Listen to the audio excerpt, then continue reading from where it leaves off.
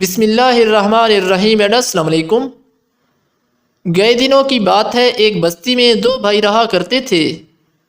ایک روز ان میں سے ایک بھائی کا انتقال ہو گیا۔ لوگ تعزیت کے لیے آتے، دوسرے بھائی کو صبر کی تلقین کرتے، مگر بھائی تھا کہ اس کا رونے دھونے کے سوا کوئی کام ہی نہ تھا۔ ابی سنان رضی اللہ تعالیٰ عنہ بھی اس کے پاس گئے، تعزیت کی اور اسے صبر کی تلقین کی، مگر وہ تھا کہ چپ ہی نہیں ہو رہا تھا۔ آپ نے اس سے کہا کہ کیا تمہیں نہیں معلوم کہ ہر شخص کو آخر مر جانا ہے؟ وہ کہنے لگا، یہ صحیح ہے، مگر میں اپنے بھائی کے عذاب پر روتا ہوں۔ ہم نے پوچھا کہ اللہ تعالیٰ نے تمہیں غیب سے تمہارے بھائی کے عذاب کی خبر دی ہے؟ کہنے لگا، نہیں۔ واقعہ یہ ہے کہ جب سب لوگوں نے میرے بھائی کو دفن کر دیا اور وہاں سے چلے گئے، مگر میں قبر کے سرہانے بیٹھا رہا۔ اسی دوران میں نے قبر سے آواز سنی، وہ کہہ رہا تھا، وہ مجھے تنہا چھوڑ گئے اور میں قبر کے عذاب میں مبتلا ہوں۔ میری نمازیں اور روزے کہاں گئے؟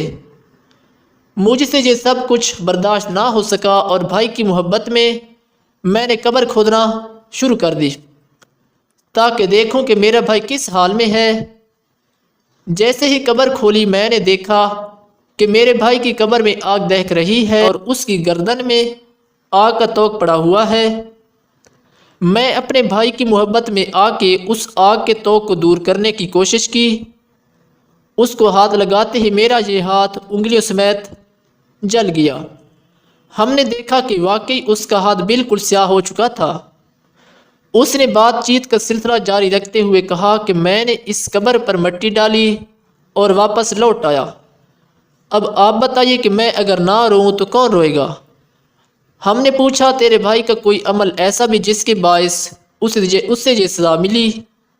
اس نے کہا کہ وہ اپنے مال کی زکوٰۃ نہیں دیتا تھا۔ تو دوستو، اس واقعے سے ہمیں یہ سبق ملتا ہے کہ ہمیں زکوٰۃ لازمی دینی چاہیے۔ ہمارے یہاں اکثر ایسا ہوتا ہے کہ لوگوں کے پاس بہت سا مال موجود ہوتا ہے، مطلب اس پر زکوٰۃ بھی واجب ہوتی ہے، لیکن ان کو پتہ بھی نہیں ہوتا کہ زکوٰۃ کس کو دیں یا زکوٰۃ کتنی بنتی ہے، یا وہ زکوٰۃ کو جانتے بھی نہیں کہ پہ زکوٰۃ لگتی بھی ہے یا نہیں لگتی۔ تو ہمیں چاہیے کہ زکوٰۃ دینی چاہیے، کیونکہ قرآن پاک میں ہے کہ جو لوگ اپنا سونا اور چاندی اکٹھا کر کے رکھتے ہیں تو قیامت کے دن اسی سونا اور چاندی کو پگھلا کر ان کو اس سے عذاب دیا جائے گا۔ تو دوستو، اس طرح کی مزید اسلامک ویڈیوز کے لیے میرے اس چینل کو سبسکرائب ضرور کر لیں۔ شکریہ۔ اللہ حافظ۔